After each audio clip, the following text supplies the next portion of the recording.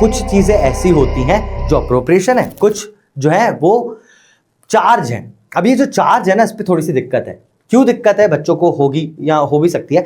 तो क्यों होती है, देखो क्या है ना कि बिजनेस में हम दो पार्टनर्स है, समझो दो पार्टनर्स हैं आपस में खड़े। अब अगर प्रॉफिट हुआ तो ही तो हम बांटेंगे ना, अगर सैलरी मिलेगी तो तब मिलेगी जब प्रॉफिट हुआ। लॉस के केस में हम लोग कैसे बांटेंगे, हम लोग के पास प्रॉफिट है ही नहीं ना बांटने को, फिर तो हमें लॉस बांटना पड़ेगा। लेकिन यहां पे क्या होता है कि देखो, पार्टनर का इंटरेस्ट ऑन कैपिटल, पार्टनर की सैलरी, ये तो अप्रोप्रिएशन है।